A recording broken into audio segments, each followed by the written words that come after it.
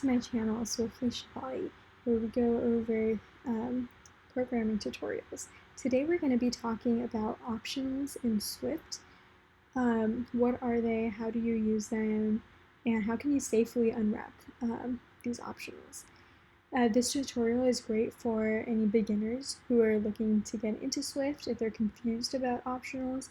Also great for anyone who's preparing for an interview and would like a refresher, because optionals will definitely pop up in your interview questions, whether your interviewer directly asks you how can you use optionals and how can you safely unwrap them, or if it comes up on a technical phone screen, pair programming assignment, and an interviewer may ask you why you chose to unwrap an optional a certain way.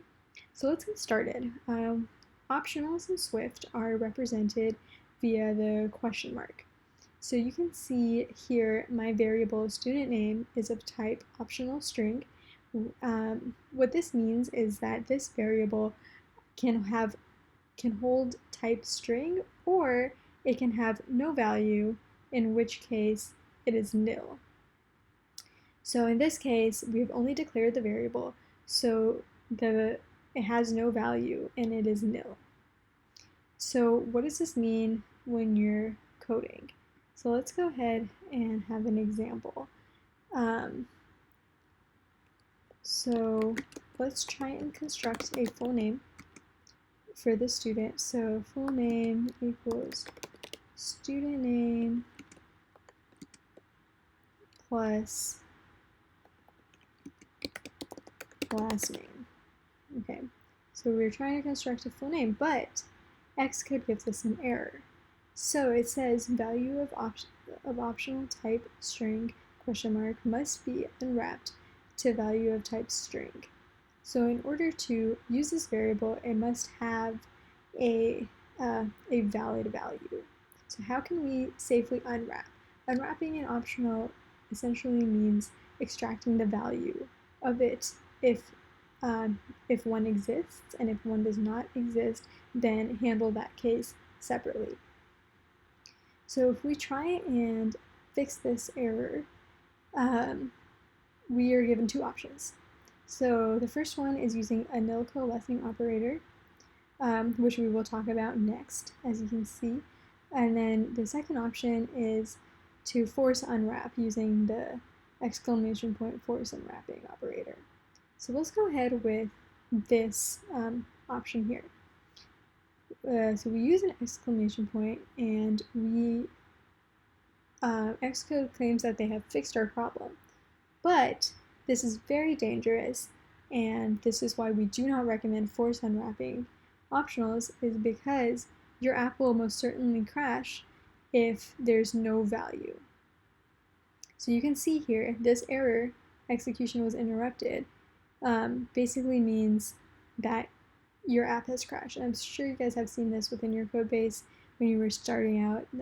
Fatal error, unexpectedly found nil while unwrapping an optional value. And then, so how can we handle this gracefully? We can see that the app crashes in this case, but what happens if we actually do have a value? Will the code work then? So if we give student name an actual value, let's see what happens.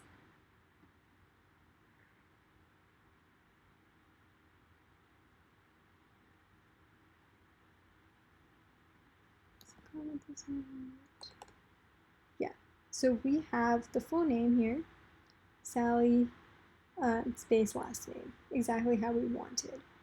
But we can't take that gamble within our app. What if our variable is nil? How do we handle that correctly? Let's see.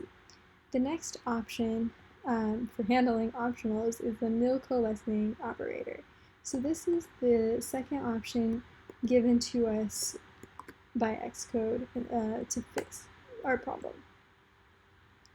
So we have click on the fix me, coalesce using this operator. So two question marks over here means that it will try and gracefully handle this optional. what this means is use the value in student name if one exists. Otherwise, here's a default value. So let's give the default value just to be, default value, we'll make it first. And we'll put these in parentheses for readability.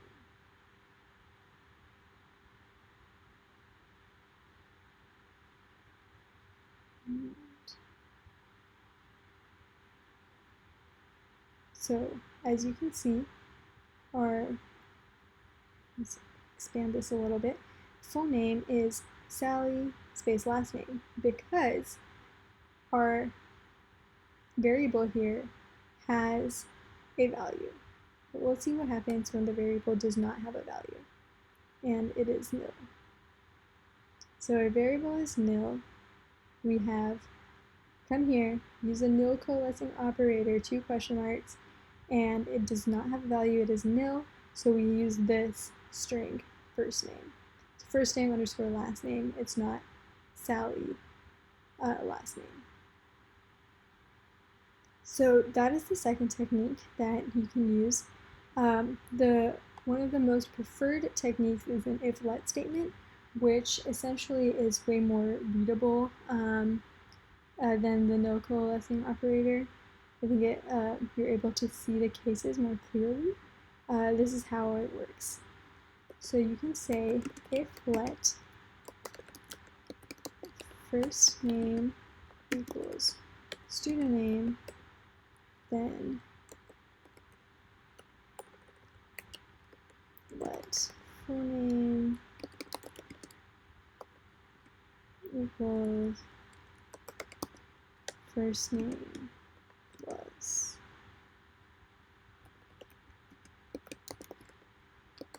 last name, and we can go ahead and print it out here. This is my name, make it a string, and add full name. Then, so you have if let first name, and then we're essentially creating this new constant called first name, which is only usable within the scope of these brackets here. And then we're able to safely use the value stored inside student name. Else, if the value of student name is nil, then let's print out student name is nil. So let's see what happens. Our value is nil, so we come here, we try to unwrap the value of student name into first name. One does not exist, so we go into this else case, and then line 17 is executed, student name is nil, and we can see that right here at the bottom of our console, student name is nil. So this is super great. It's one of the preferred ways to unwrap an optional gracefully.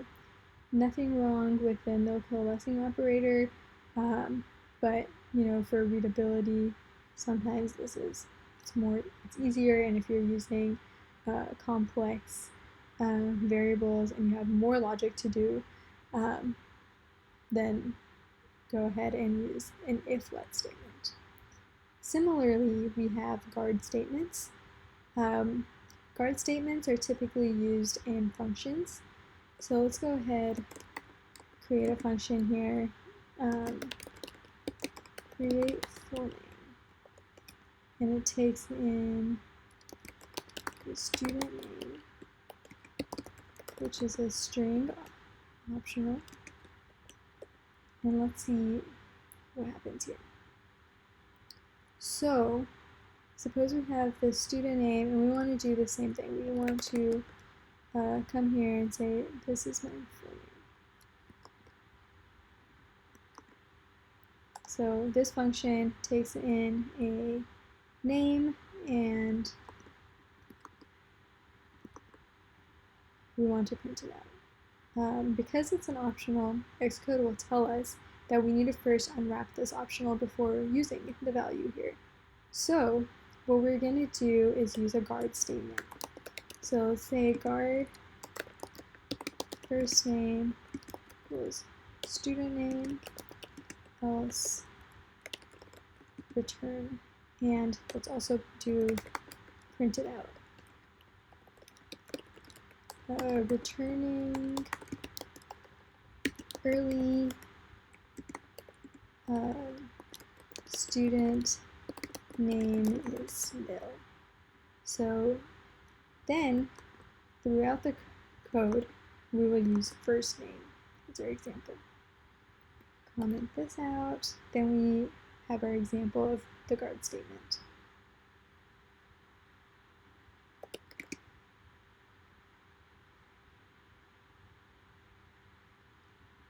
And we want to say full name here. So we created our function, create full name. Then we have so guard statement basically says it's take the student name and create a new constant, first name, if the value within student name exists.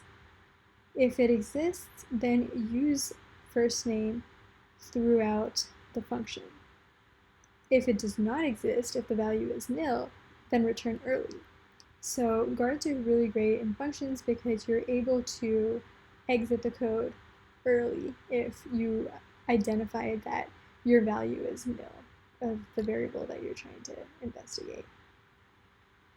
So let's see this in action by calling the function. So create full name and student name here. So this is the same student name that we have up here. Currently it's nil, so it should enter this else condition within the guard let statement.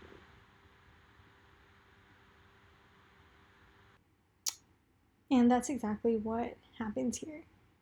We enter the else condition of the guard statement, and you can see that we're returning early, student name is nil. What happens when the student name has a value? We create this constant first name, else condition is completely ignored, then we're able to use this constant within the scope of the function throughout the rest of it. We create the full name and then we use the full name. Gracefully, safely, no crashes, and no Xcode errors or warnings. So that's looking pretty good. Let's go on to our final way of unwrapping optionals, optional chaining.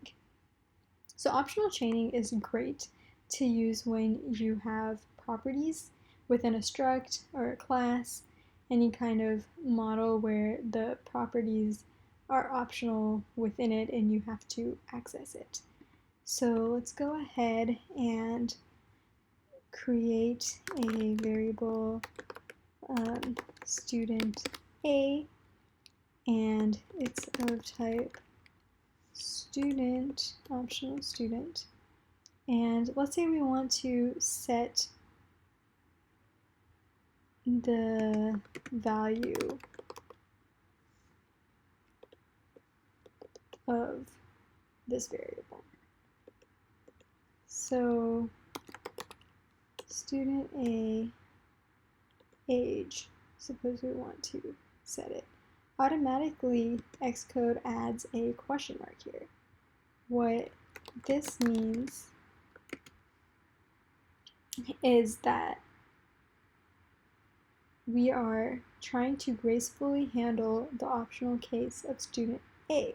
So if student A exists, only then access its property age. What this does is it automatically sets the value of the constant we're trying to create, this age, to also be an optional type. It's similar to force unwrapping in the sense that it you add this operator here and it will try and access the value, but it will not force anything. If it is, if the value is nil, then we will just propagate nil into the constant or variable that we're trying to set. So example here, student A has a value student, but the value of A is nil, of age is nil. So we can see here that this is nil. If we delete this, we will see an error here, and it's going to ask us to fix it by adding a question mark and chaining the optional here, because you won't be able to access the member age for a nil value of student A. So there we go. Let's try and set the value and see what happens. So let's say student A age, let's say they're 10 years old. Then over here, we're gracefully able to create this age.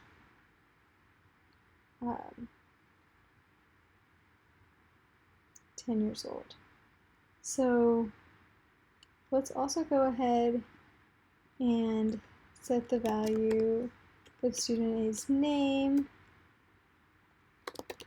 Let's name it same name as before, student name. And let's see if we can get creative. How can we access and print out? Let's create a print statement and print out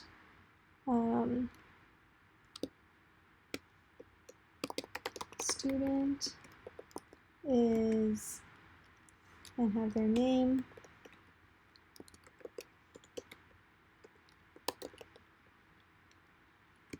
Student is this. Student name is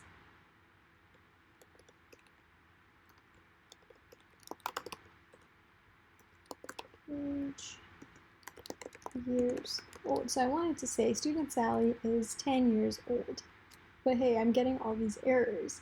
The value of optional type student must be unwrapped.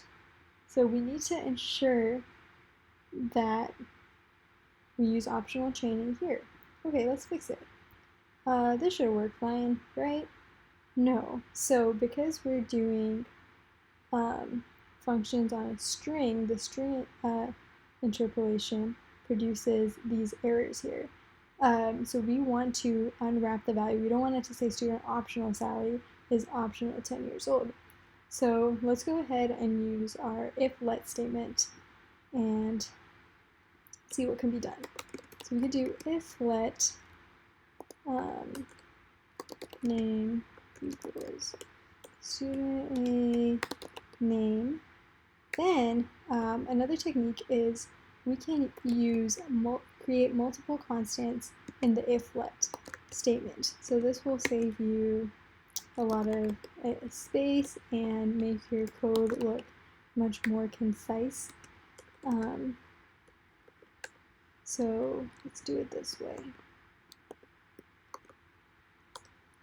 So we've basically said if name of student A is not an optional and age of student A is not an optional, then you can use it.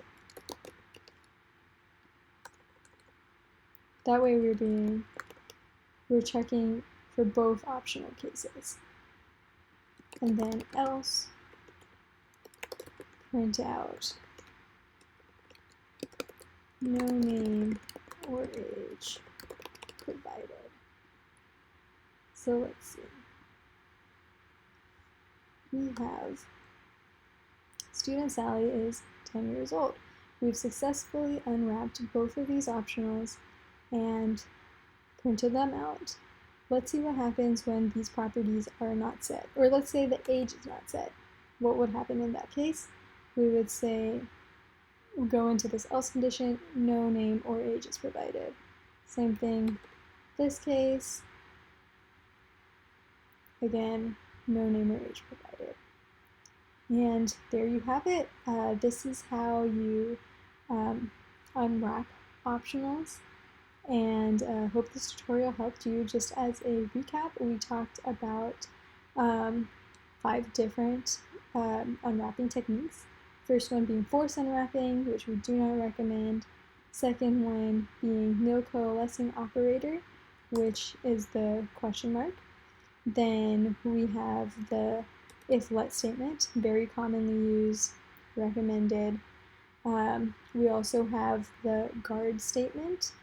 So guard statements are great if you have a function you want to return early and use the value of the optional variable throughout the function, or another specifically defined scope.